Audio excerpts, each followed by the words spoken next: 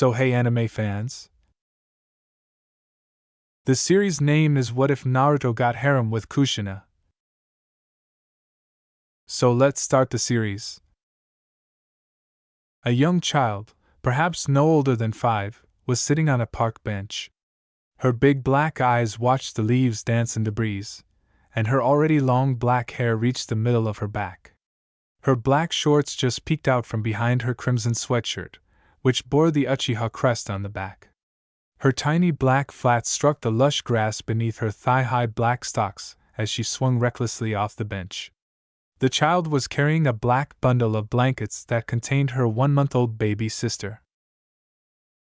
As the leaves concluded their dance, the girl sighed and gazed up at the heads of the headmasters etched into the mountainside. 4 heads gazed over the hidden ninja hamlet of Leaf and their native Hyde ninja town.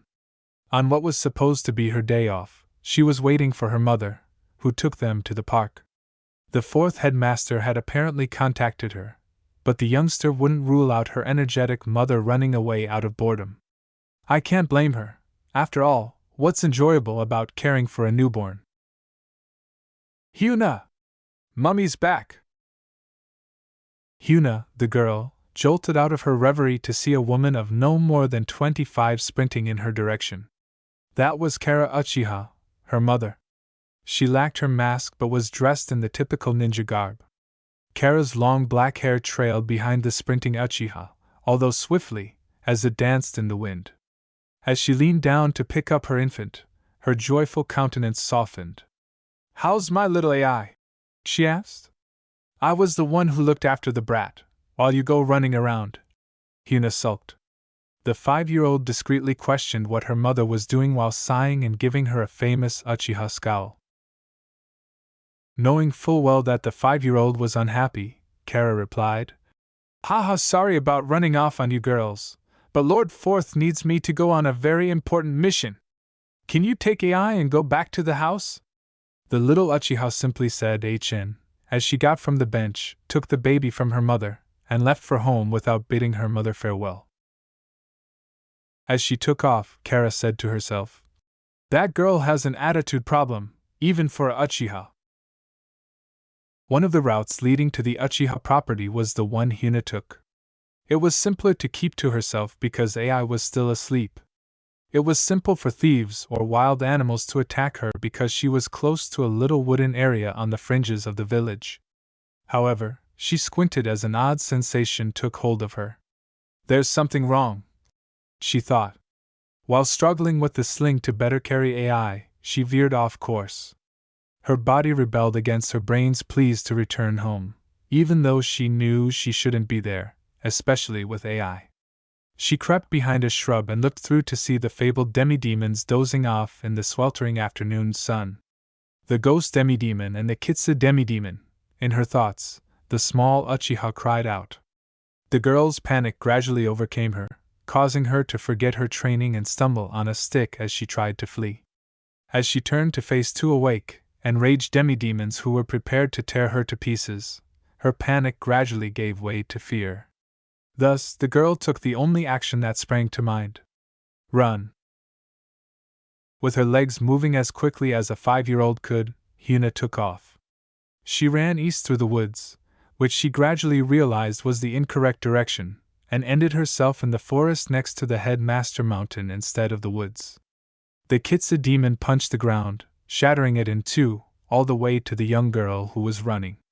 "I'm a Uchiha, therefore even minor fissures in the ground won't stop me," leaping onto still safe ground, she thought. The girl tripped because, unbeknownst to her, a little rock was on the exact spot she intended to land.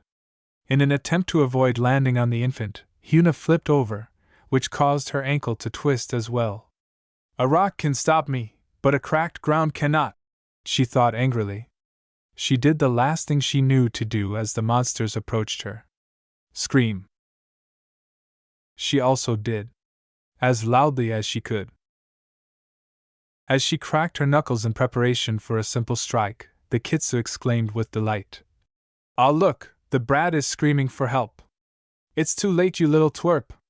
However, the overconfident demon was unaware that the headmaster could hear that scream. The Kitsu demon let out a gah scream as she plunged to the ground. Huna remained motionless at the injured demon. She saw no one assault anyone else, and the ghost monster remained still. Suddenly, a figure with the words, "Fourth Headmaster," inscribed along the back of a white robe with red flames on the bottom appeared in front of her. She turned and yelled, "Hyuna! AI!" as her mother ran in her direction. The young girl cried out, "Help me!" as her eyes began to well up with tears. To protect her daughter from any blows, her mother ducked in front of her. Kitsu became enraged and charged at the blonde, shouting, "You, fourth headmaster, you're a fool for appearing before me! I'll make you regret punching me like that!" Naturally, he flashed behind her, seized her arm, and flung her away from the two young females and back to the other demon. Calmly, "Why are you here?" he replied. The fourth headmaster, Nuda Father Namikaze, furrowed his brows as the ghost demon finally said, "We're here to locate the nine-tailed fox's Jinchuriki." He was aware of what this meant. They're pursuing Stepmom. They can't leave her behind. However, I can't murder them because that would anger the demon world. With sad eyes, the Uchiha nodded her head and said, "Kara, I'm sorry. The only way I can deal with these two is to seal them. No man-made building could hold them, and they won't leave without the nine tails Jinchuriki. I'm sure you understand what trouble would unfold if they get hold of that." The blonde asked the Uchiha, "May I seal these demons inside yourself, and in Hina here?" Her response was once more a somber nod. Both adults were aware of how Jinchuriki are treated by other villagers. In order to perform the sealing, Nuda Father got ready and began making hand signals. "I'll be damned to be sealed in a human!" the Kitsu charged with a roar. The demon leaped over Nuda's father as he attempted to disable her, then sprinted in Huna's direction with her long claws outstretched for a death shot. "No! Mother!" The blonde headmaster swiftly performed the remaining hand signals and struck Huna in the stomach with the tips of his fingers. Chains flew out of the newly created seal around the child's navel, wrapped themselves around the Kitsu monster that was running away, and pulled it back into the shrieking girl as she cried. "Seal!" yelled Nuda Father, locking the demon within the newly branded Jinchuriki by spinning the girl's stomach like a key. The newborn escaped the sling as the girl gave a final cry and slumped backwards. The baby started crying out of sudden fear. The father of Nuda picked up the infant Uchiha and moved away from the one who had fainted. He turned to see Kara Uchiha's lifeless, pale body 5 feet from Huna's. The demon struck her stomach, tearing a huge hole in it. She lost her life to protect her kids. The dejected blonde reflected. She died doing what a mother would. He was pulled back to reality by the baby's crying, and he turned to face the Netruo ghost demon. This poor baby needs that one sealed. As he created the hand gestures once more, Nuda's father maneuvered around her, moving the small infant to one arm. With black fire emerging in her hand, the ghost demon charged at him. Behind the rampaging demon, Nuda Father shone this time. When the ghost demon hears the chains flying from the baby in her direction, her eyes enlarge. She made an attempt to flee, but she was likewise caught by the shackles, drugged backward, and incorporated into the infant. "Seal!" The infant wailed for a solid minute before becoming calm and falling back asleep. When Nuda's father turned to face the deceased, Uchiha fainted. He thought, "These girls lost their last parent." He approached the other two girls, placed the infant on top of the young girl while keeping his hand on it, then placed his other hand on Kara's body. The blonde flashed to the hospital while closing his eyes. The young child opened her eyes slowly, her vision hazy. White ceiling, white walls, a small window on her left side, and a white curtain that pulled around her bed were the details she attempted to discern. She realized she was in the hospital after blinking a few times. Then she noticed a blur of yellow. She rubbed her eyes and turned to face the blond man who was grinning at her from the corner of the room. "You're awake," he said to her, his gentle grin still present.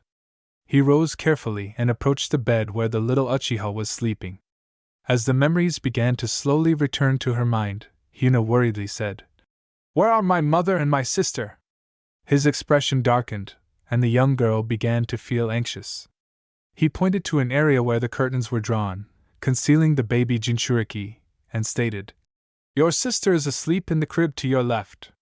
With his eyes no longer meeting hers, he added quietly, "As for your mother, she died protecting you and your sister from harm's way. I'm sorry for your loss."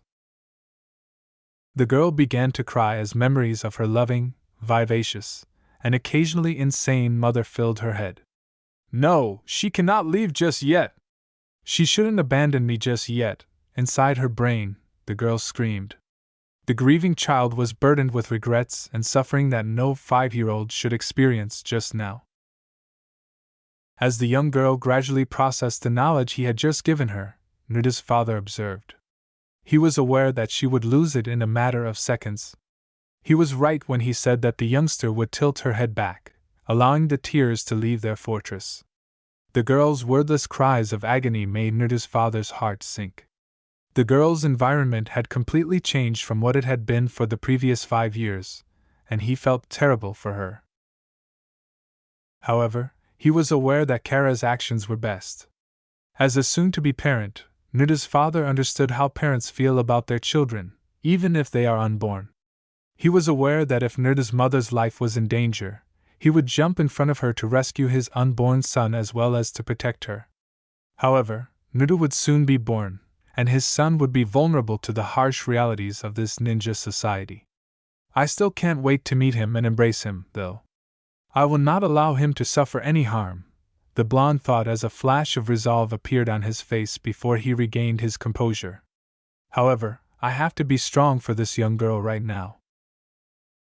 With her weeping gradually ceasing, Hina Uchiha questioned, "What will happen to me?" As he watched the Uchiha make knots into her bed linens, Nuda's father took a moment to reflect. "Well, I can't leave you or your sister in the orphanage. You girls are now Jinchuriki, and that makes you an open target. Do you have any family still alive?" the blonde headmaster responded. She responded to Nuda's father's query by shaking her head.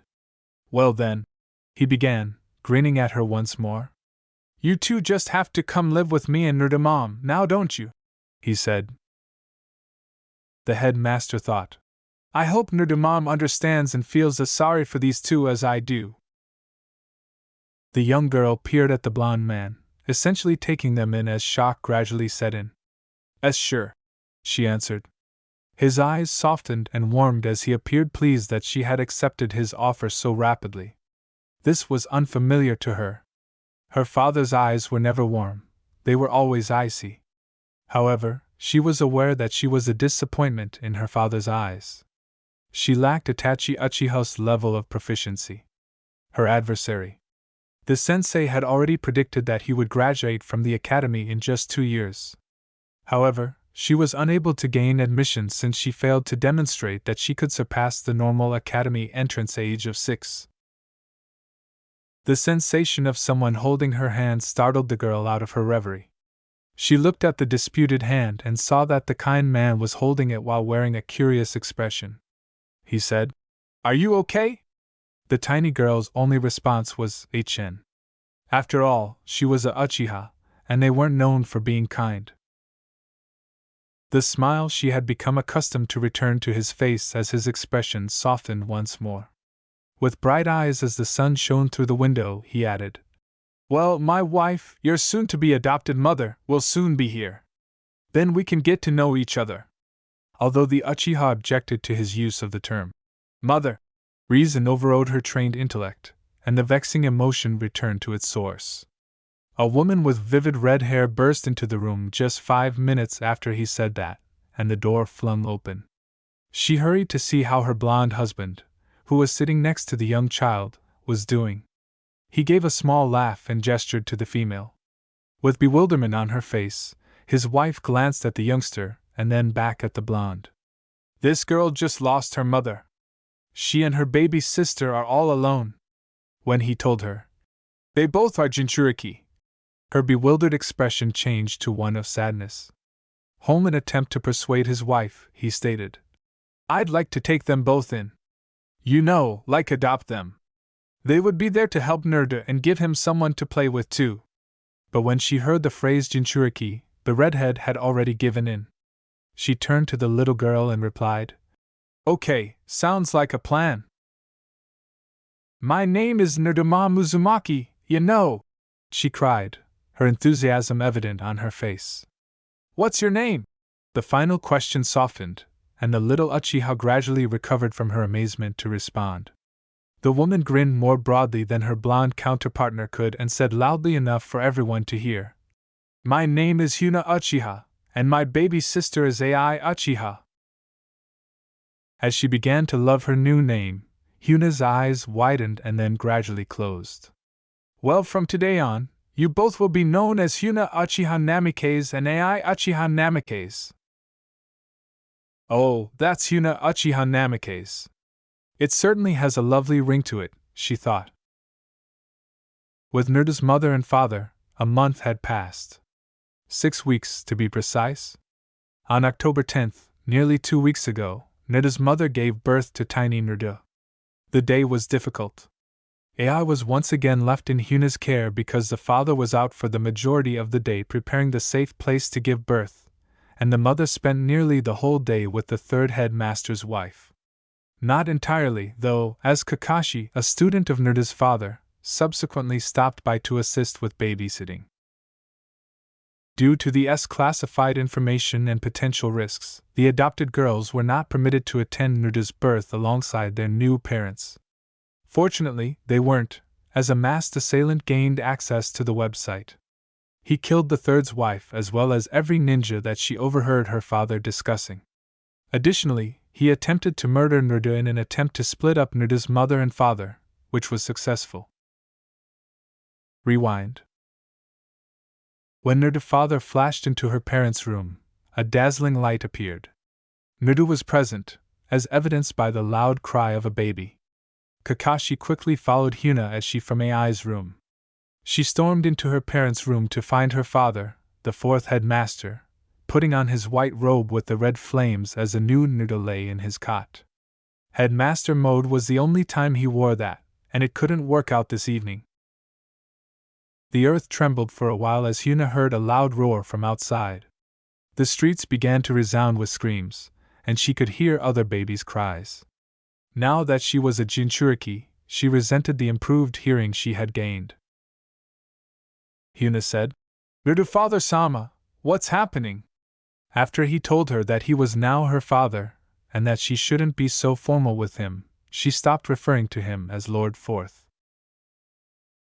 As he leaned down to his adopted daughter, his blue eyes hardened and then softened. He smiled warmly as usual and rushed off to help Nerda's mother and the village, saying, "Mummy's been attacked, and Daddy has to go save her now. Watch after Nerda and Ai for me." Huna's one visible gray eye squinted as he glanced at the nude infant before turning to face Kakashi. As she approached the sobbing infant, wrapped him in her arms, and sang a lullaby to him, as she always did with Ai, the child said, "This is no good." The young girl said, "Kakashi-san, could you bring Ai into here so I can watch them both? Nerda Father-sama gave me one mission, and I'll do my best," she thought, her Uchiha features taking on the Namikaze's determined expression. The flashback has ended. In her parents' room, the young girl was seated in a rocking chair and knelt down to reach into Nerda's crib, where Ai and Nerda currently slept. The young blonde youngster had lines on his face that resembled whiskers, and the seal he now had on his tummy was hidden by his orange one-piece jumper. She knew he was a Jinchuriki like her since it looked just like hers. The fact that Neruzumaki, her new baby brother, had the 9-tailed fox implanted in him was easy to piece together. The village could not be saved any other way. She turned to face her parents' bed, where Nerda's mother was happily asleep. After the demon was removed from her, she hardly ever woke up, fighting to stay alive. Although Huna was aware that she was not allowed to know this, she had seen her mother's stomach, more specifically, her seal.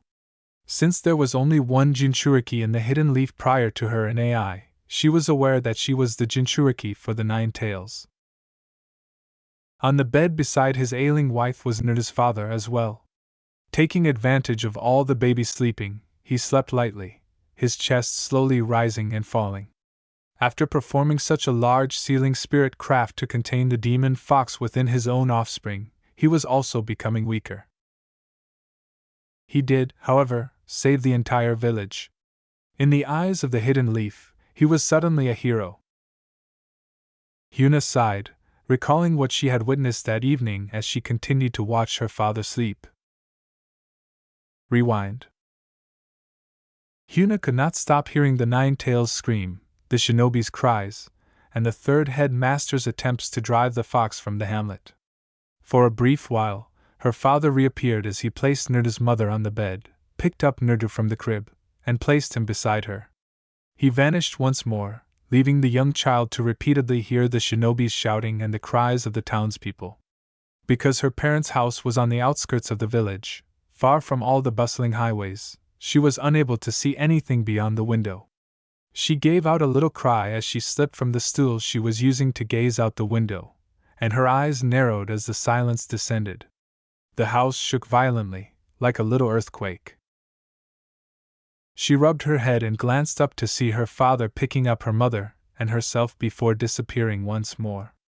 The 5-year-old went into a panic and sprinted out of the room. Down the stairs, she kept stumbling and fell halfway down and toward the door. Because she was so little, Kakashi tried to stop her, but she simply kept swerving quickly away from him. Kakashi was forced to stay behind and watch after AI as she sped out the door and onto the road. There was rubble everywhere from the earlier tremor that sounded like an earthquake. Hyuna continued to run till she reached the town's center. She came to a halt, gazing at the debris of demolished buildings and corpses all around her. "Get out of it quickly!" she sobbed as she ran down the road and shook her head.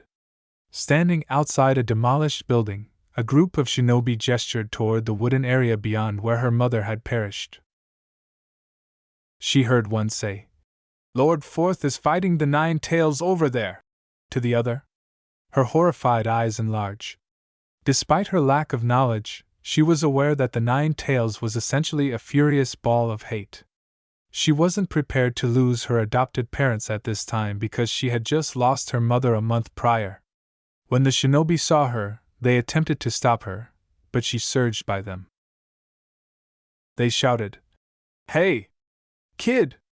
Stop!" But she was too hurt to be stopped. She continued to run in the direction they had indicated, eventually arriving at the woods. She inhaled deeply before sprinting in the direction of several of the fox's reddish-colored tails. "It's almost there," she pondered. Thud. "Oh wow," she groaned, massaging her aching head. She could see nothing to stop her as she looked up. However, she did witness her father making hand gestures, Naruto dressed like a manger with candles surrounding him, and Naruto's mother, who appeared to be begging Naruto's father to stop what he was doing. A hand covered Hyuna's mouth, preventing her from screaming. "There's nothing you can do, small child. We can only watch what will become." The third headmaster was shaking his head nay and holding his palm over her mouth as she looked up. As she watched her father perform his seal, driving the fox into Naruto, just as it had happened with her and AI, horror gradually gave way to fear, which in turn led to sadness.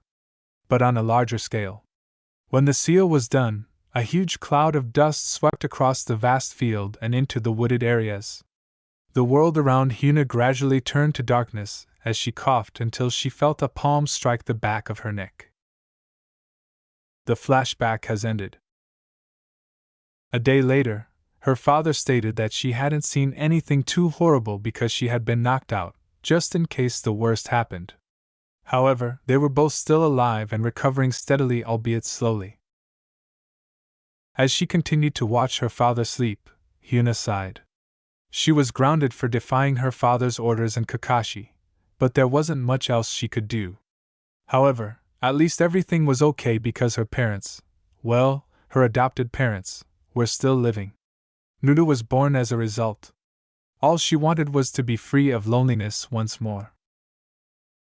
The fourth headmaster, Naruto Father Namikaze, and his family lived in a house with a backyard where 3 kids played. A brand new Genin was displaying her 7-year-old brother and sister, her Hittite. With the sun shining brightly in the background, her gray eyes gleamed with pride, and her long black hair reached her legs. Her mid-thigh-length black kimono wrap top had the teal Uzumaki symbol in the lower right corner, and teal lines around the seams. The dress-like top was closed with white bandages wrapped around it, and behind her the ninja pouch lay on the bandages. Her shuriken bag was wrapped around her right leg, and her black shorts were just visible beneath this top. The black thigh-high socks and knee-high ninja boots were the only items of clothes that this kunoichi had in common. Huna Uchiha Namikaze, who was 12 years old, had recently received her diploma from the Ninja Academy. Naruto Uzumaki was one of the other 2 children. His blonde, spiky hair reminded everyone of his father. His face was still lined with whiskers, and he had the same hyperactive attitude as his mother. He was dressed in green cargo shorts and a white t-shirt with the Uzumaki emblem in the center. In order to preserve the area on his forehead where he will eventually wear his Hittite, he also wore green goggles. He was bouncing about, thrilled to see his sisters, and certain that one day he would be headmaster, no greater than his father. Little Ai, his sister, laughed at this. Ai Uchiha Namikaze, a bashful young girl, wore a basic pink triangle flaring tunic dress with the Uzumaki emblems on the back and tiny black flats. Her black hair ran all the way down her back, and her eyes were as gray as her sister's. With the exception of having 2 different lengths of bangs instead of her older sister's, she was a striking resemblance to her. As she tied her Hittite around her neck and gave her brother and sister the thumbs up, Huna displayed a huge smile that could only compete with her father Naruto's. In anticipation of receiving her first mission the following day, she said, "I'm going to kick some butt." A tall blonde with blue eyes as bright as the sun said, "Don't get too excited, you'll probably end up chasing that cat, Tora, again." But as he walked toward his children, his smile grew warmer. Naruto's father was dressed in his typical blue outfit, which had a white robe with red flames on it and a jonin vest below. He wanted to bid his children farewell before leaving for work. In a pout, Huna said, "I'm too awesome to chase some stupid cat," which made Naruto Daddy giggle. He refrained from rolling his eyes and remarked, "That's what all the genin say. I'm not going to be catching no cat when I'm a genin. I'm going to be chasing bad guys," exclaimed Naruto as he leaped in front of Huna, laughing and sticking his tongue out at her. Huna's eyes sparkled with annoyance, and she began to crack her knuckles as she prepared to deliver a knockout blow. Even though the kunoichi's eyes said, "Yes," Naruto's father tried to calm her down by saying, "Easy now, Huna, you wouldn't want to hurt your brother now, do you?" At least after hearing his father say this, Naruto became aware of his irate sister and calmed down, scratching the back of his head anxiously. As he knelt down to give them all a final hug, the Naruto father laughed at his children. In a fatherly tone, Naruto's father remarked, "Now remember, Mom is going to the office with me today, so Huna is taking you two to the academy." Naruto cheered at this announcement, and Huna, well, groaning, stopped as the raven-haired kunoichi noticed the expression her father was giving her. The father shouted, "Be good!" As he left, knowing full well that Naruto would play tricks, Ai would act appropriately because she was too shy to do anything else, and Hina would get in trouble for hitting a child for no apparent reason. With Ai to her left and Naruto to her right, Huna strolled down the street in the direction of the academy. Not everyone adored them, despite the fact that they were the fourth headmaster's children. Mostly because a Jonin betrayed the town and spread S-class secrets like wildfire, causing the entire village to discover that the three children were Jinchuriki. The village's current three Jinchuriki were one of those mysteries. They now received the fear, hatred, and distant glares instead of the warm smiles you would expect from the adored fourth headmaster's children. The villagers disapproved of the children and believed that their beloved headmaster only took them in because of his generosity. The fact that he was the one who sealed the devils inside the three kids was obviously omitted. A teenage kid who was only a few years older than Hina materialized in front of them and gestured to the three of them. With a sardonic smile, he declared, "My mother said you two are monsters!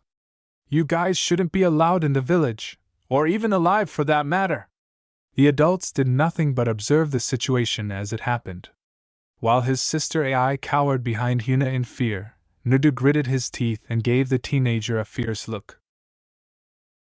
"Remove yourself from in front of us, before I remove you myself," was the quiet warning conveyed by Hina's eyes as she gave him the renowned Uchiha glare, which was ignored if it was received.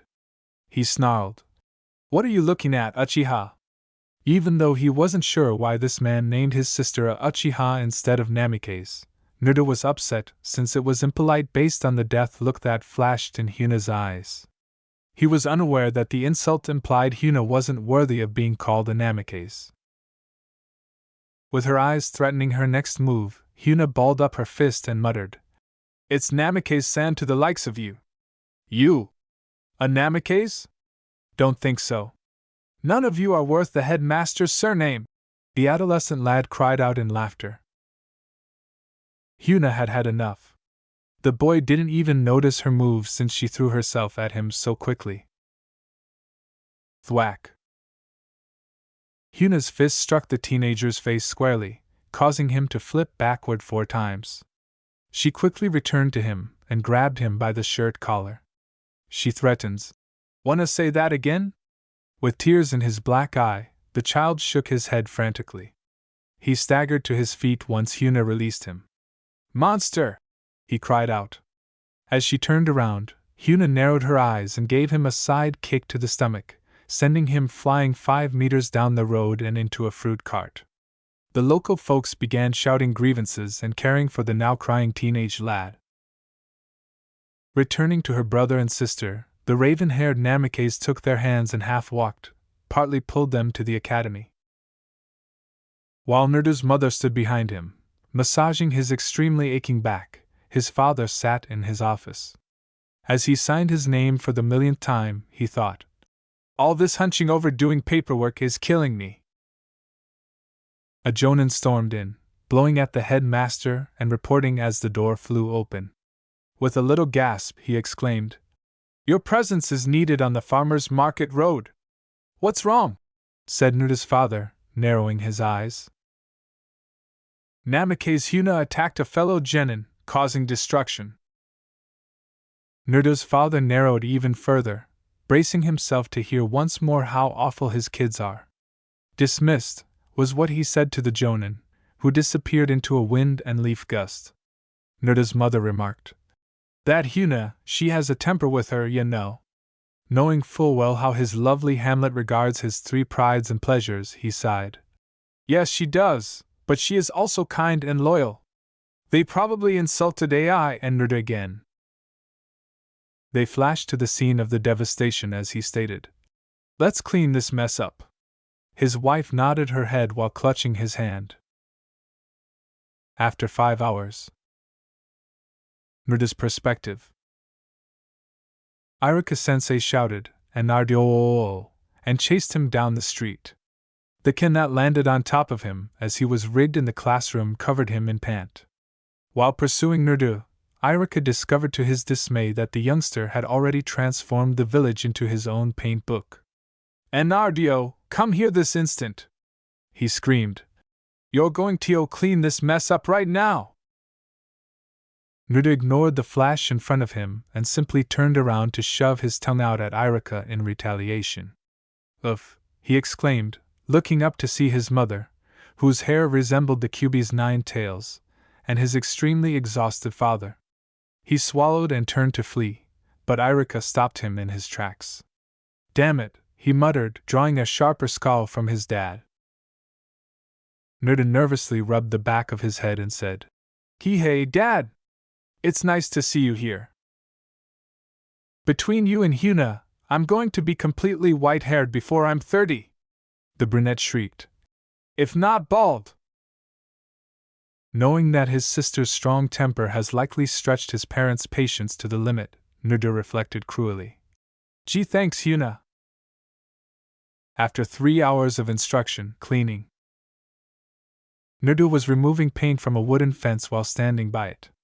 As his mother kept an eye on him and made sure every last bit was clean, he complained. She said, mostly because she was hungry ramen herself. Since you're on your last art project, once you finish this I'll take you for some ramen, you know.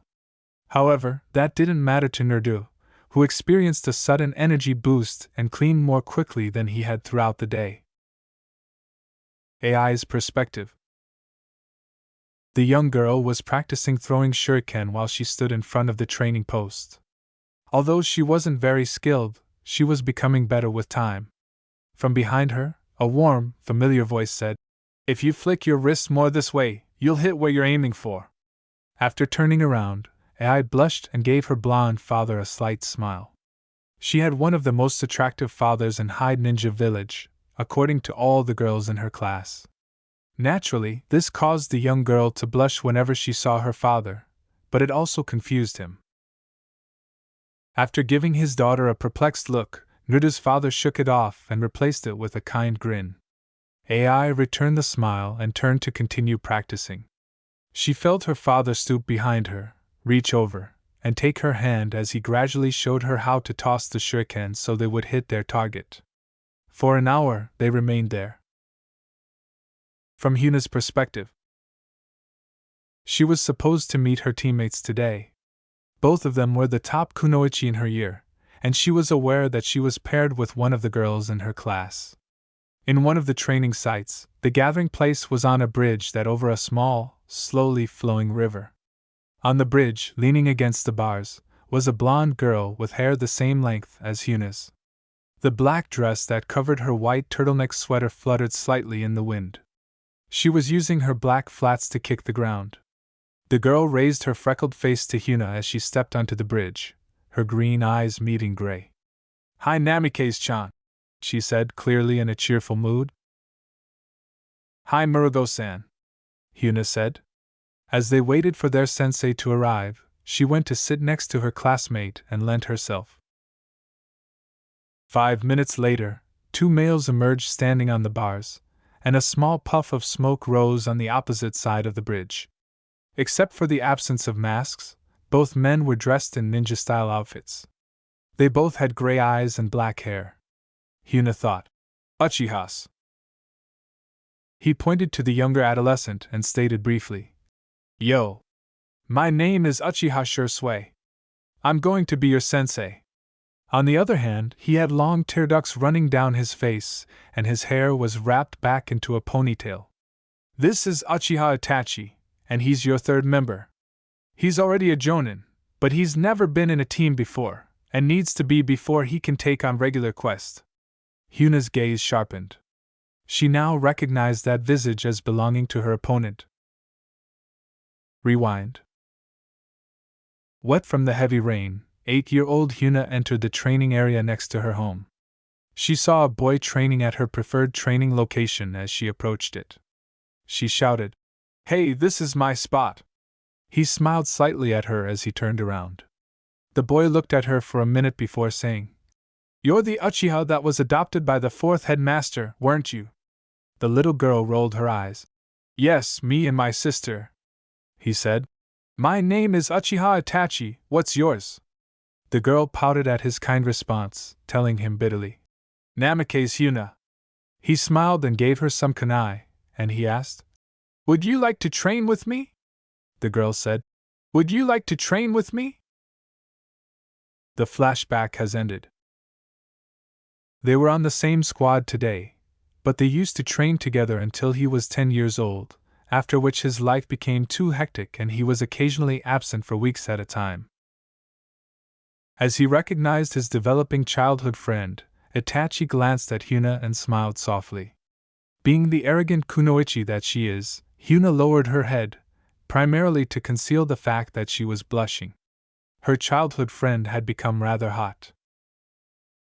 Shursui didn't give the new team much time to talk. "All right, let's give a proper introduction. Let me begin. As previously said, my name is Uchiha Shursui. I detest arrogant, untalented ninjas, and I enjoy reading and watching the fish in the river, he said. Now it's your turn. My dream is to pass on the will of fire to the next generation.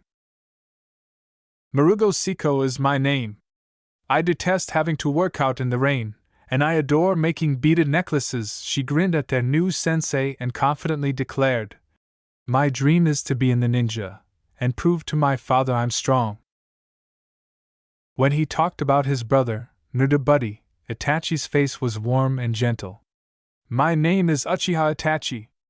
I love to train, and watching my brother grow into the Uchiha pride. I hate disloyalty. My dream is to one day be a ninja that my brother can look up to. My name is Namikaze Yuna. I love training with my family, and I hate when people call my sister or brother a monster. My dream is to one day be one of the strongest kunoichis in Hyde Ninja Village, so I can protect my family, Yuna said with a smile. He held out 2 bells and said, You all have good dreams. Now let's see if you 2-inch, while glancing at Yuna and Siko, can pass the genin test. You have until dark to pass, and you have the help of Itachi. The 3 shinobi team concentrated, getting ready to capture their new sensei, saying, Catch these and you'll pass. Begin. Itachi quickly dashes in, seizes the bells, and dodges the girls' teamwork onslaught as Siko and Yuna slam into their target, Shursui sensei. As Itachi returned to give each girl a bell, the 2 girls sat on their vanquished sensei. The girls grinned and rung the bells in reply. All right. You defeated me, now you can get off of me. Shursui sighed as the 2 girls exited the warned guy, giving each other high fives for their efforts. He disappeared to do whatever he does in the evenings after saying, You girls pass, meet back here at 5 and we'll go to the headmaster's office to get your first mission. With a little smile, Itachi remarked, You 2 work well as a team. The Uchiha left, most likely to pick up his brother from wherever he trained, saying, I look forward to seeing how you do on tomorrow's mission. Later. Still clutching their bells, the girls were abandoned in the center of the field. The blonde said, I guess I'll see you tomorrow? Siko interpreted the Namikaze response as a yes. CYA, she exclaimed as she dashed back to her house. Leaving the Uchiha Namikaze to stand there by himself, his face settling into a somewhat desolate expression. I guess it's time to head home, she thought as she made her way home slowly. She wished the day would not end so soon. The point of view of the Nuda father. In his home office, the blonde walked back and forth. He was replaced for the remainder of the day by the 3rd headmaster at midday. Mostly because he learned that Master Legendary Sannin, his sensei, would be returning to the area. He's returned for the first time in 2 years. After healing and delivering his intelligence to the headmaster, he planned to spend a few weeks at Nuda's father's house before preparing to leave once more. Therefore, it didn't shout I got 3 kids when the blonde returned home and cleaned his office while the Nuda mom cleaned the house. Legendary Sannin wanted this meeting to go well because it would be his first time meeting the children. However, Nuda's father was a clever man. He knew that within 30 minutes, Nuda would have set up a prank for the visitor, Ai would have gone into hiding for the remainder of the week, and Hina would have discovered his sensei's perverted ways as fast as his mother did. As a result, there was a good chance that the preteen would call him a pervert whenever she saw him. After setting down the scroll he had been perusing, Nuda's father moved to a book that was on his desk. It was a somewhat battered brown book that held his one weakness. He bent over the desk and turned the pages of the book slowly until he found the desired page. The 2 pages were lined with photographs that reminded him of good times.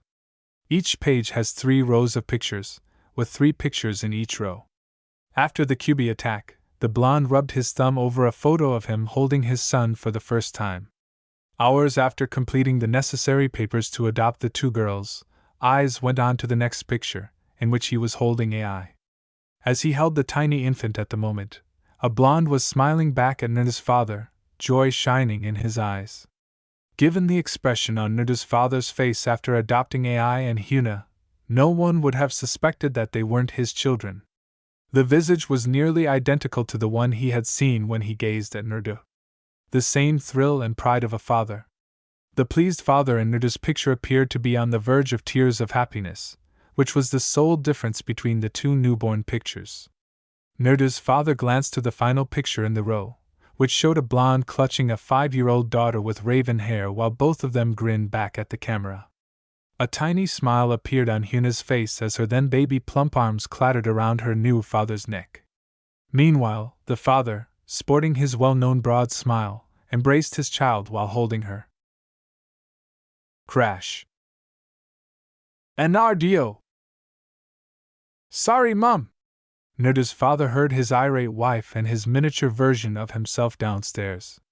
Nuda broke something, as usual, and his mother was now having him clean it up.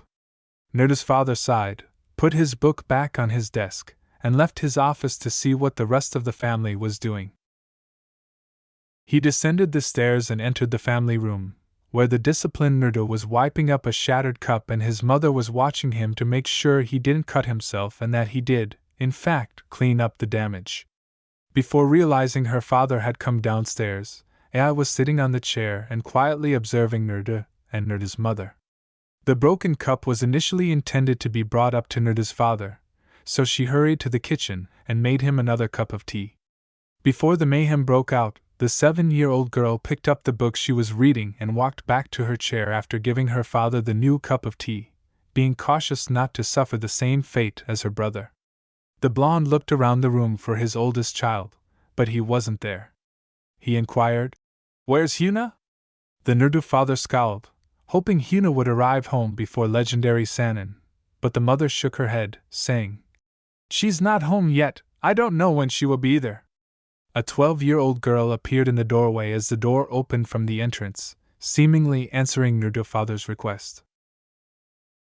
Hyuna removed her boots and said, "I'm home," before going inside the remainder of the house. "Welcome home," Nuda's father replied, grinning broadly.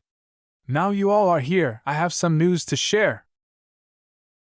Before Nuda broke the silence with the comment, "You're not having another baby," it was more of a declaration than a question. As Nuda mom blushed and slapped her kid on the back of the head, Nuda father laughed. No. We're not having another baby. As much as I would like another," he said, glancing between Hyuna and Nuda's mother. "I've been told no by 2 other people." His daughter gave him a, "You're damn right" look, while Nuda's mother frowned at the blonde. "My old sensei, Master Legendary Sanin, is coming to visit and stay for a few weeks. So please, be on your best behavior, Nurdu, and you too, Hyuna." The two in question pretended to sulk as they discussed their plans in silence. The blonde sighed, wishing his children weren't so naughty. 5 hours later, at 5:35 p.m. Time was passing, and the sun was gradually lowering. When the visitor arrived, dinner would be ready to be consumed from the oven. While the Nuda mother and father relished the opportunity to cuddle on the couch and wait, the 3 children sat at the dinner table discussing their future plans. The break in the moment was cut short as the blonde got up to answer a knock on the door. The door was opened by a long, white-haired man with his hair tied in the back. He was dressed in a green short-sleeved kimono and matching pants, with mesh armor showing through the sleeves and legs. He had hand guards and a plain black belt holding his kimono top closed. His traditional wooden sandals added an additional inch to his already impressive height.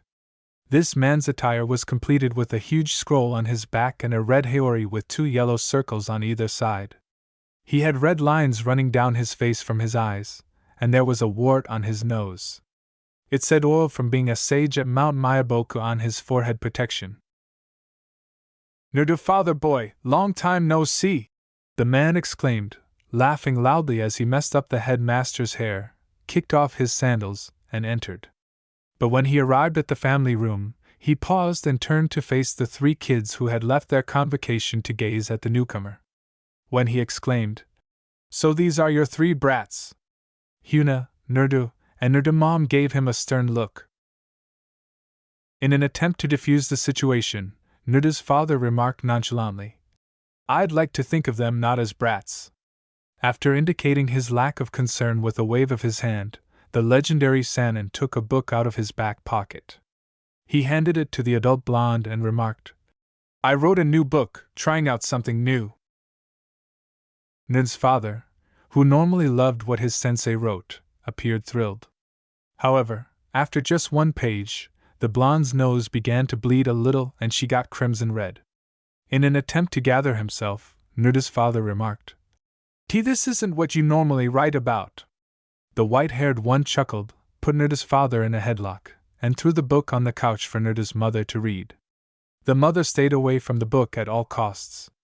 To Nuda's father's surprise, he chuckled and said, "You're still the same though, Nuda father. The same old innocent boy I trained."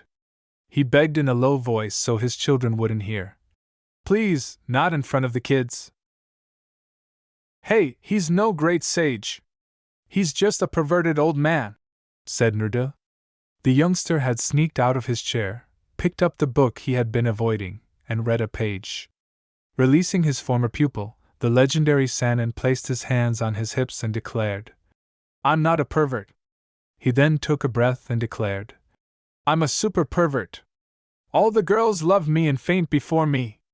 I'm a lady magnet," while striking the nice guy position. Both Nuda's father and mother perspired. Ai hid beneath the table. Huna's irritated vein was evident, and Nuda exuded energy. As Nuda made a basic hand gesture, all of the grown-ups gave him a perplexed look. "I know how to defeat a pervy old man like you," he exclaimed. "Sexy nose spirit art," and transformed into an 18-year-old girl with blue eyes, blonde ponytails, and whisker-like lines still visible on her cheeks. The altered Nuda had small hips and large breasts, making her a centerfold model. I couldn't think of anything else to say because the girl was entirely nude. Ai passed out as soon as she saw the transformation, and both Nuda's father and mother were stunned and unsure of what to say. Legendary Sanin gave the spirit art 2 thumbs up, his mouth dropping and his nostrils flaring from a nosebleed. Huna was the only one to take action after being pushed past her breaking point. "What in all of Hyde Ninja Village do you think you're doing?" she said, her disapproval evident as she cracked her knuckles. Poofing into a new change, Nerd asked, "Not good enough for you?" With the exception of being shorter, this new one was a perfect replica of Huna in terms of both breast and hip size. Only with large breasts. Yeah. The Uchiha was speechless for the first time in her life. Her palms shook as she pointed at her nude clone, her entire face turning a deep scarlet. Legendary Sanin was more thrilled with the new alterations, but Nuda father was by now on his knees with his hands covering his face, primarily to conceal the nosebleed from these 2 transformations. His cheering, "There you go, brat! There's what you'll look like when you're matured," made Huna faint and join her sister. When Nuda's mother eventually snapped out of it, she struck the imposter Huna, who poofed back into Nuda while massaging his head. "Oh wow," the blonde complained. "To your room, now!" his mother, whose hair looked like the Ninetales, demanded. The sulky boy went upstairs and, upon reaching his room, slammed his door. Legendary Sanin was approached by Nuda's mother, who punched him across the room before moving on to Nuda's father, who had exposed his face and was terrified as his wife got closer. After 10 minutes, Ai and Huna were sitting on the couch when Nuda mom woke them up. While Huna sat on the other end, vain evident as she argued about being a victim of her brother's bad pranks, Ai was curled up in the edge, her eyes ignoring anybody else. With an ice pack on the back of his head, where Nuda's mother had struck him, Nuda's father sat between his 2 daughters. Ai was so ashamed of what she saw that she was unable to even look at him, and Huna was upset with him for responding to her nude figure. Then Nuda's mother appeared in front of the blonde, her frustration evident as she folded her arms. To avoid the irate red-haired kunoichi, the legendary Sanin sat in an armchair on the opposite side of the room. Nuda, well, he remained grounded in his chamber. The blonde in question flinched as she exclaimed, Nerda Father Namikaze, I am so disappointed in you, you know. You're the headmaster for crying out loud, and you were defeated by a naked transformation. By your own son! Nerda Father's head slumped, utterly dejected. In addition to being defeated by his son, he was also defeated in front of his 2 daughters and sensei.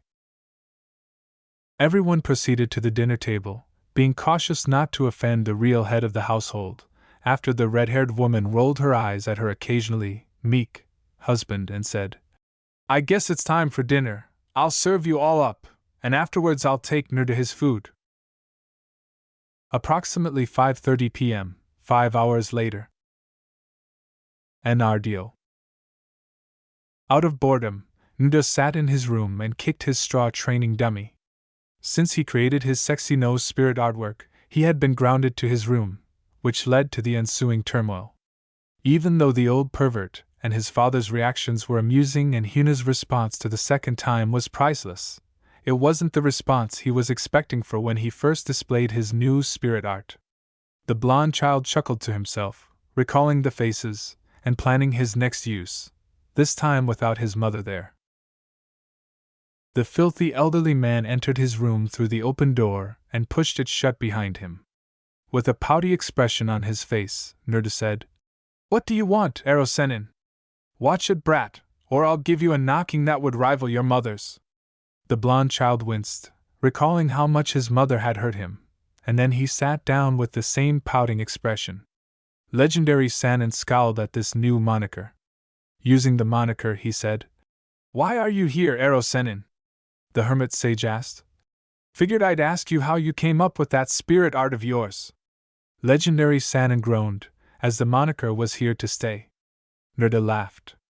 It was easy. We were meant to change into our senseis in school, but I didn't want to change into Irika sensei, so I just changed into the girls I see in those magazines. He roared. Legendary Sannin already knew the answer to the question. How did you get to see those magazines, brat? Because he had done it himself as a boy. I sneak into the store, believe it! Nerda exclaimed, his voice full of pride and excitement at his ninja abilities. Legendary Sannin chuckled, making Nerda rub the back of his head. You know, you're just like your mother when it comes to your personality. You both are hyper, extremely outgoing, and both have verbal tics, they said. Nerda's eyes enlarged at the suggestion, leaping about with delight. Well, boy, when you're older and learn the ropes for being a genin, I just might take you on as my apprentice. Just like I did for your old man. Legendary Sannin said. Yay, yay, yay! You betcha, believe it! Before exiting the room to let our beloved ninja, who is hyperactive, leap with delight. AI. The young girl was reading a book that her father had given her while she sat on the window seat. It has to do with controlling core energy. Something that neither Nerda nor Huna excelled at. On the other hand, AI was very quiet and, like her father, she was excellent at focusing. She got up from her chair, moved to her room's far right wall, and directed her core energy into her feet. She started to climb the wall steadily but slowly before collapsing. Determined to get this perfect, she got up and rubbed her butt. She tried to walk up the wall once more after refocusing and putting a little more core energy into her feet. She went all the way up and onto the ceiling this time. In just 2 attempts, she was able to finish walking up objects, grinning to herself. The young girl was startled when the door opened. She let out a little cry when she landed after falling from the ceiling. Nerda's mother hurried into the room to examine her daughter. You need to be more careful, you know! The woman sobbed as she gave the younger Uchiha a hug.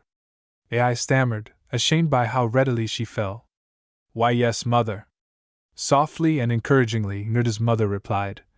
Hey, don't get depressed so easy, you know. Even Hina couldn't master that in just 2 tries, not even manage 2 steps. AI felt a pang of pride and smiled softly as she glanced up at her red-headed mother. When the time came, AI would love it because she was good at very few things that her sister wasn't. Don't think this is the last time you'll beat your sister. You take after Nerda father, you know. You're able to concentrate on the small details, which helps you master spirit arts faster. Unfortunately, Hyuna and Nuda take after me, impatient and run into things head first. Nuda mom laughed and rubbed her head in shame. The little child hugged her mother and laughed quietly. Her soft voice could almost be heard as she replied, "Thanks." However, Nuda's mother could hear it and gave her daughter a hug in return.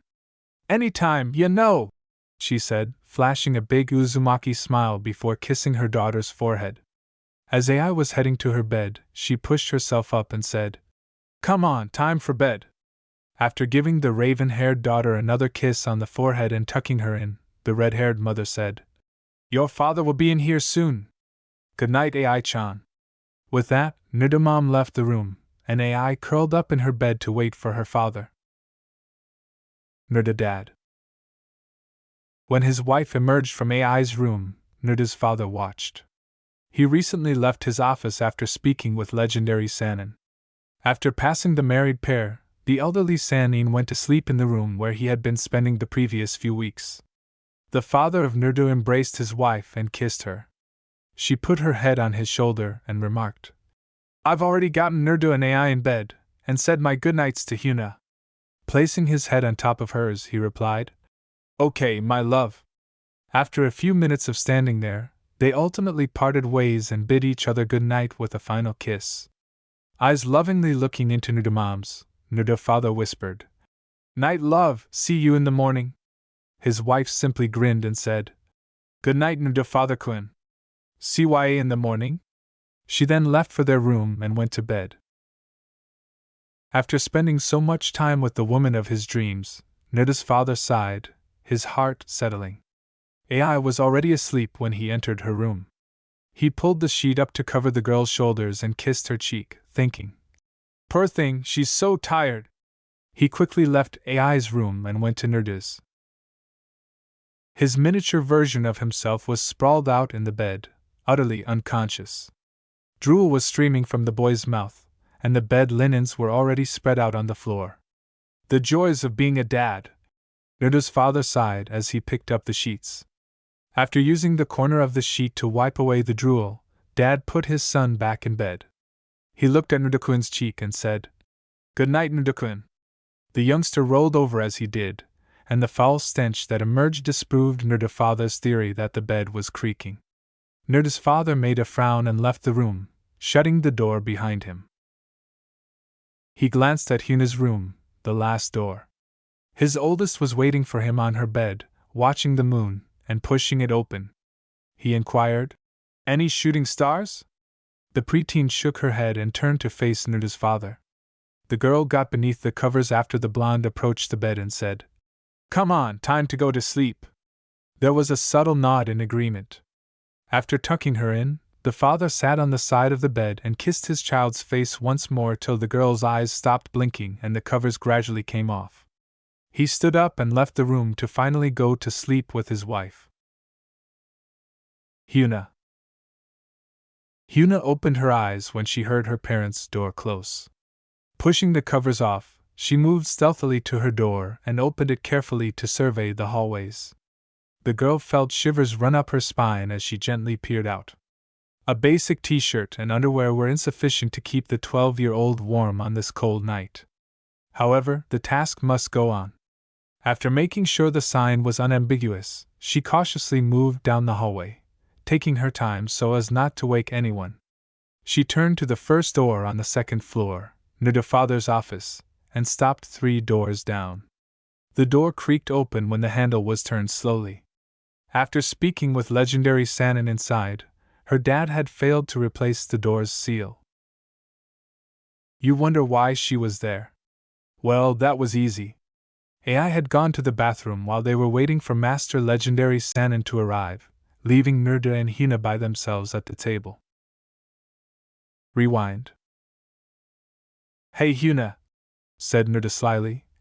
"I noticed that Dad has a large scroll known as the Forbidden Scroll in there. I'm willing to wager that Dad will enter with this elderly man who is supposed to arrive. We should enter covertly and borrow it. That's all well and good, but you're typically unconscious by bedtime." Hyuna scowled. We'll have to stay up later than Dad to steal it. After giving it some thought, Naruto said, Hey, how about you sneak in there, pick up a cool spirit art there, and then teach it to me? He said, excited. Hyuna paused for a second. Deal, she said, holding out her pinky. Naruto wrapped his pinky around his sister's. Deal! With excitement, he laughed. Flashback ends. After her brother showed everyone how she would look naked in a few years, Hyuna never broke a promise. She crept slowly into the forbidden room and looked around for the large scroll in question. There were a lot of scrolls and books scattered about from her father's time there, and the room even smelled like him. But something caught her eye behind the desk. A large scroll was leaning against the wall. Gotcha! Hyuna whispered, tiptoeing to the said scroll and opening it. She sat down and said, Let's see what new spirit art I'll learn from you. After examining the first 10 spirit arts, she concluded that only the Master Bunshin no spirit art was safe. She took a deep breath and examined the spirit art more closely before thinking. Yep, I'm going to be here all night. The chapter makes use of spirit art. Shadow Clone Spirit Art, or Master Bunshin no Spirit Art. Name, English TV. Shadow Clone Spirit Art. Master Bunshin no Spirit Art, literally. Shadow Clone Technique. Early Viz Manga. Art of the Doppelganger. Viz Manga. Art of the Shadow Doppelganger. Type, Supplementary B rank. In contrast to the typical Bunshin no Spirit Art, Art of the Doppelganger, this spirit art produces the ninjas' actual bodies in addition to an illusion. Each clone and the user share an equal amount of the user's core energy. If the user has low core energy or creates a lot of clones, like with Taja Master Bunshin no Spirit Art, multiple shadow clone technique, this could be extremely harmful and is prohibited. Art of Oiroke no Spirit, Ninja Centerfold. Oiroke no Spirit Art, which translates to Sexy Technique, or Ninja Centerfold, in English on television. Type, Supplementary E rank. This is merely a henge that turns the user into a stunning, nude lady. If the user is a man, the woman's appearance is a stunning, feminine replica of his. The room had an early morning glow from the sun shining through the window. The books and scrolls were crammed into the bookcase against the far left wall, creating a huge shadow. The owner proudly showed the white sword with the Uchiha crest on the hilt, which was hoisted high on the wall. A preteen was lying on a single bed on the opposite side of the room, panting slightly. She turned to face her nightstand on the left side of her bed, which had an alarm clock that read 6:30 a.m., her high ninja village hitai lying next to it, and a karma necklace resting on top of it. Everyone would soon be up, and the routine of the house would resume, complete with children laughing, the mother cooking, and the father playing with his children and taunting the mother. However, an elderly perverted Sannin would also join in on the fun. Hyuna glanced back up at the ceiling that was burning orange. She was essentially immobile. Just 20 minutes before, she had crawled into bed after practicing the Master Bunshin all night. Being the Kitsu Demi-Demon's Jinchuriki, she might have possessed larger core energy stores than most, but she lacked Naruto's limitless resources. With their own memory and core energy system, those Master Bunshins also drain you, creating clones of you. However, it was obvious that the user was the source of that core energy system. Therefore, even creating 5 clones may exhaust a typical shinobi. Including a few messed up ones, Hyuna had rehearsed all night and created a total of 50 clones. The girl closed her eyes, hoping for a lay-in, her core vitality depleted. Her father called out her brother's name, and the entire house could hear it. Anardyo. Hyuna forced herself up with all of her remaining strength, dragged herself to the door, and opened it to look outside. Her blonde father was standing in the doorway of her parents' bedroom, his fury evident on his face, along with some very obvious drawings that showed Naruto using their father as a doodle pad and a black paintbrush. The practical joke had Naruto written all over it, and was a masterpiece. The little girl did her best not to chuckle as her blue and gray eyes locked. Her father said, "This isn't funny, Huna," and gestured to the black doodling. Leaning forward to inspect the blonde's new face, Nudamom emerged from behind Nuda father. The redhead pointed at her husband's face and burst out laughing when she saw it. Nuda father would be the center of attention if it weren't for the black paint and his flushed, agitated face. Finally, unable to control herself, Huna burst out laughing at her father. She nearly forgot her core energy was almost gone as she laughed till her sides ached. Almost, that is. All of her muscles ached, and the raven head flinched as the pain gradually moved down to her knees. As she watched two pairs of feet hurry at her, her vision became blurry but did not completely disappear. Her dad scooped her up and carried her back to bed after a few moments of her parents simply holding her. As she lowered the blankets so that Nuda father could put the weary youngster back in bed, Huna could just make out Nudamom hurrying by. She closed her eyes and felt the covers being swept back over her as her body touched the plush luxuries of her bed. "Huna," she heard her father say in a quiet voice. "Your core energy exhausted." It seemed more like a statement than a question. Her body was telling her rather plainly that it was practically running out of energy, so she didn't need to hear that. She opened her lips to speak, but then recalled that the reason she was so tired was because she had done something banned in a forbidden room. She shut her mouth once more, allowing her parents to come up with a justification. She felt both hands being gently held as she fell back asleep, and she could see that her parents were clearly worried as they held the girl's hand. The girl felt horrible and remained silent, but before the idea could even fully cross her mind, she fell asleep and regained the lost core energy. Nurda Dad. As his daughter gradually drifted off to sleep, the father of Nurda could see how exhausted she was. He noticed his mother's perplexed yet worried expression, which mirrored his own. He sighed and used his free thumb to caress Huna's cheek as if he were blotting away unseen tears. He knew the girl was supposed to go on a mission with her new team today, so he thought, "I'll just let them know that Huna is having some problems and will be back in a few days." His red-haired wife simply nodded and followed him out of Huna's room as he pushed himself up and glanced up at her.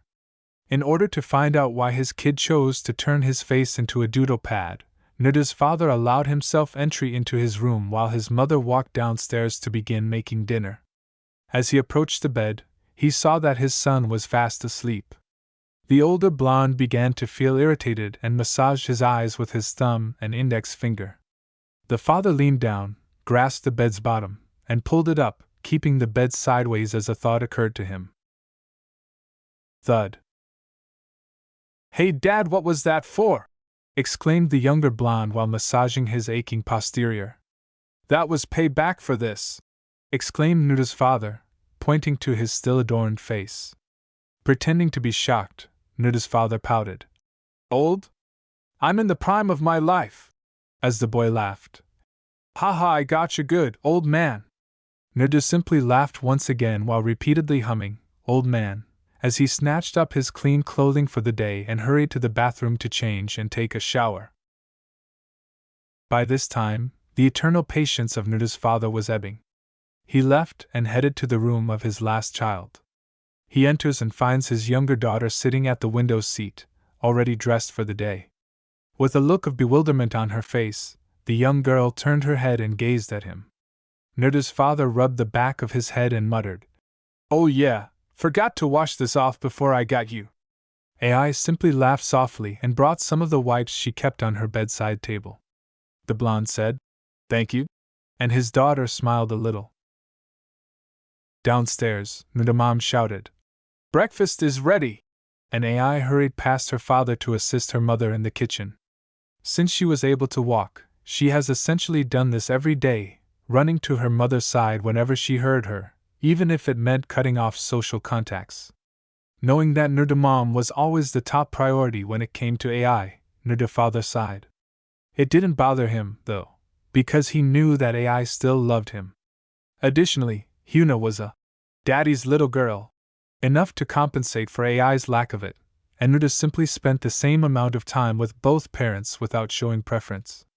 Naruto's father laughed as he walked slowly to check his office, recalling how many boo-boos he had to kiss back when Hina was learning the fundamentals of ninja, how many days he spent training the girl until nightfall because she begged him to, and how many gifts the cunning girl would leave him in the office. Throughout, she was a true daddy's girl. Observing that the seal was inactive, he paused in front of his office door. Have I forgotten to lock it? As he walked into the room, he thought. The desk and floor were covered in books and scrolls, just as he had left them after speaking with Master Legendary Sanin last night. The forbidden scroll was lying on the floor rather than leaning against the wall as he had left it, and it was the only item that didn't seem to belong. When he approached it, he saw that it was open and that Master Bunshin was the first spirit art on the scroll. Aha! He closed the scroll and placed it on top of the numerous bookcases that surrounded his office, thinking, now I know exactly how Hina is core energy exhausted. Naruto's father grabbed a smaller scroll that was lying on his desk and left the office, locking the door with the seal. He then went downstairs for breakfast while considering how to punish his naughty daughter this time. Toward the end of the day, 7 hours later, at the academy. An ordeal. With a particular recollection racing through his mind, Naruto perched on a pole and gazed up at the heads of the headmasters on the mountain. Rewind. Hearing his parents discuss his tired sister, the blonde hurried upstairs. He hurried into his sister's room, smashed the door open, and threw himself into the bed. His sister was resting there, not realizing that she was being observed. Naruto felt terrible since his sister had fulfilled her promise to him and was now so worn out. Naruto also found this strange because he is typically not let in his preteen sister's room, much less when she is still in bed. He observed the kunoichi taking leisurely breaths while she slept, and the gradual rise and fall of her chest. His attention was drawn to the mound on her chest.